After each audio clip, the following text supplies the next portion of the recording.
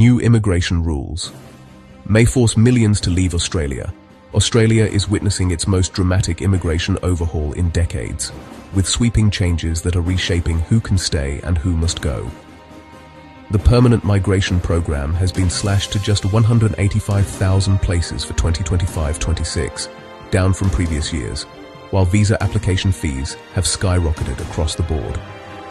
Student visa fees alone jumped from $710 to $2,000 in July 2025, representing a nearly threefold increase.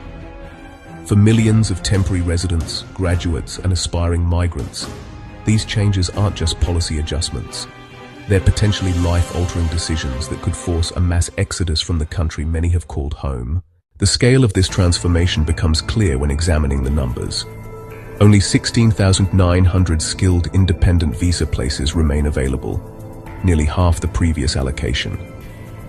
Meanwhile, English language requirements have been elevated to IELTS 6.5 for graduate visas, eliminating thousands of potential candidates who would have qualified under the previous 5.5 threshold. What emerges is a deliberate strategy to fundamentally alter Australia's migration landscape, prioritizing employer-sponsored pathways, while dramatically reducing opportunities for independent skilled workers and international students. The Skills Revolution Australia has replaced its entire temporary skilled worker framework with the Skills in Demand visa system, effectively ending the era of the temporary skills shortage visa. This isn't merely administrative reshuffling. It represents a complete philosophical shift toward employer-controlled migration. The new system features 3 distinct streams, each designed to serve specific economic priorities rather than individual aspirations. The core skills stream targets immediate labor shortages, while the specialist skills stream demands a minimum salary threshold of $135,000, automatically excluding middle-income professionals who previously qualified. Most significantly, the labor agreement stream allows entire industries to negotiate their own migration terms, bypassing traditional points-based assessments entirely. This means that a software engineer earning $80,000 might find themselves locked out, while a mining executive with the right industry connections gains preferential access. For the estimated 200,000 temporary skilled workers currently in Australia, this transition creates unprecedented uncertainty. Many will discover that their current positions no longer qualify for permanent residency pathways, forcing them to either secure higher-paying roles or consider departure. The government's decision to index salary thresholds annually means these barriers will only increase over time. The graduate exodus. International graduates face perhaps the harshest reality under the new system. The temporary graduate visa program, once a reliable bridge to permanent residency, has been systematically dismantled. Age limits dropped to 35 for most applicants, immediately disqualifying thousands of mature-age graduates who invested years in Australian education with the expectation of migration opportunities. The duration adjustments tell an even starker story. Bachelor's degree holders now receive maximum 2-year work rights, down from previous provisions, while only research masters and PhD graduates retain the 3-year pathway. This effectively creates a 2-tier system where undergraduate international students, who represent the majority of the education sector, face significantly reduced prospects for permanent settlement. The English language requirement increase to IELTS 6.5 eliminates an estimated 30 to 40% of graduate visa applicants who would have qualified under the previous 5.5 standard.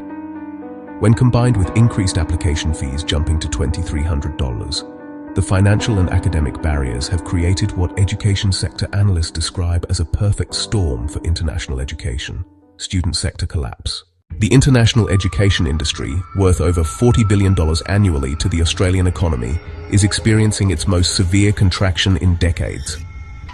The introduction of Ministerial Direction 111 created a 2-tier processing system that effectively caps enrollment growth for most institutions.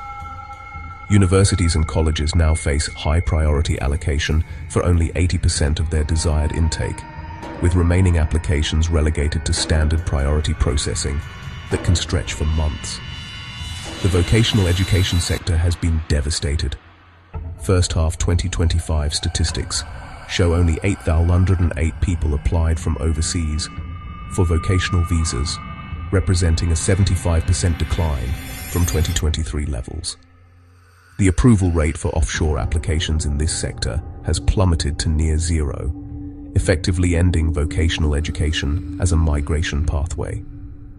These changes reflect more than policy adjustment. They represent a fundamental questioning of international education's role in Australian society. The caps introduced for 2025, limiting new commencements to 270,000 nationally, signal a permanent shift away from education as a mass migration pathway. Industry projections suggest enrollment could fall by another 5 to 10% in 2025, with smaller regional institutions facing potential closure. The point system paradox. While the government maintains that 65 points remains the minimum requirement for skilled migration, the practical reality tells a different story. Successful applicants in 2025 typically score between 85 to 95 points, with some occupations requiring over 100 points for invitation. This creates what migration experts call the 65-point illusion, a theoretical minimum that bears no resemblance to actual selection outcomes. The system now heavily favors candidates with Australian qualifications, awarding additional points for local education credentials. However, with reduced graduate visa pathways and higher English requirements, fewer international students can accumulate these advantages. The result is a self-reinforcing cycle where domestic qualification requirements become increasingly difficult to achieve for overseas applicants. Regional nomination programs have expanded, but these come with stricter residency requirements and limited occupation lists. States like Queensland and New South Wales have introduced ballot systems for high-demand categories, adding another layer of uncertainty to an already complex process. What once offered predictable pathways to permanent residency has become a lottery system where even highly qualified applicants face rejection.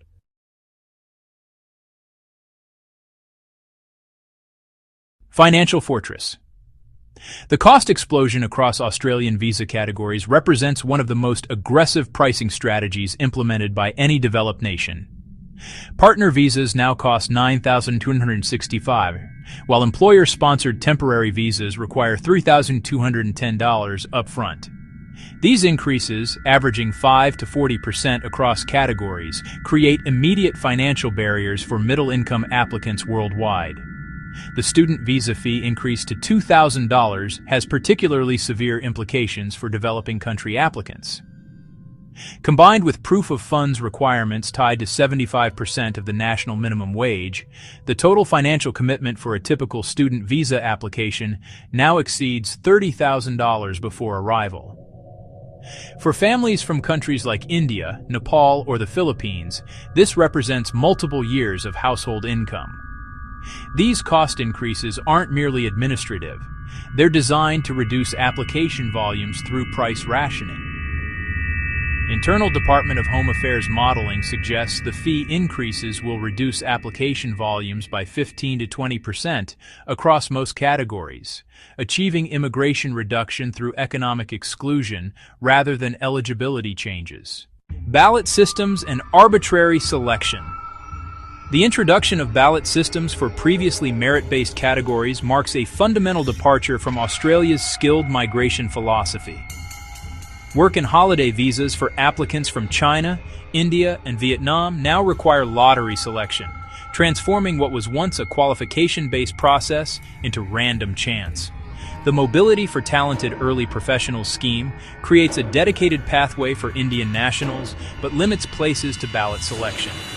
Similarly, the Pacific Engagement Visa offers permanent residence to Pacific Island nations, but caps places at 3,000 annually, with random selection among eligible applicants.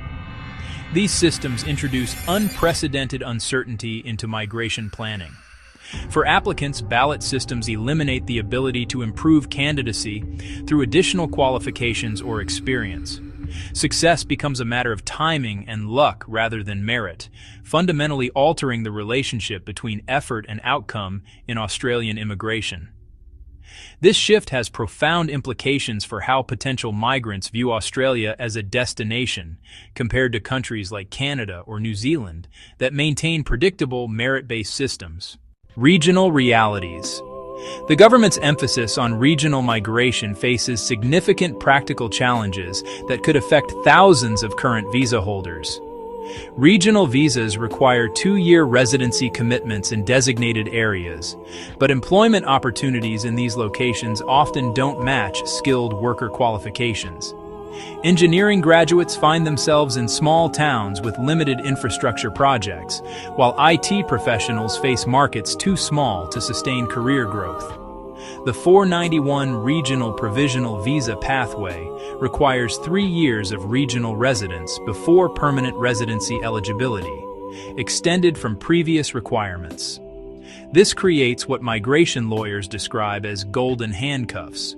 Migrants must choose between career advancement in major cities or permanent residency through regional commitment. Early data suggests many choose to return to home countries rather than accept limited regional opportunities. Regional visa holders also face unique vulnerabilities. Job loss in a regional area often means no suitable alternative employment exists locally, potentially triggering visa cancellation. The support systems available in major cities, community networks, specialist services, cultural organizations, are largely absent in regional locations, creating isolation that particularly affects family migrants. The synthesis reveals a comprehensive transformation of Australian immigration from an opportunity-based system to a restrictive, employer-controlled model. The changes eliminate multiple traditional pathways to permanent residency while creating new barriers through cost, complexity, and arbitrary selection processes. 3 key indicators will determine the long-term impact. First, the actual departure numbers of temporary residents unable to meet new requirements. Second, the retention rates of international students in Australian institutions. And third, the economic effects on industries dependent on skilled migration. Current trajectory suggests Australia is engineering a significant reduction in its migrant population through policy design rather than explicit caps, potentially achieving the millions to leave outcome through systematic pathway elimination rather than direct deportation. The implications extend beyond individual migrants to Australia's economic competitiveness and international reputation. As other developed nations maintain or expand skilled migration opportunities, Australia risks losing its position as a preferred destination for global talent. The ultimate measure of these policies' success won't be immigration numbers alone, but whether Australia can maintain economic growth and innovation with a fundamentally altered migration landscape. For those watching these developments unfold, the patterns suggest this transformation is far from complete. Like this analysis, if you found these insights valuable, subscribe for continued coverage of immigration policy impacts and share your thoughts on how these changes might affect Australia's future. Analysis based on public data as of October 2025.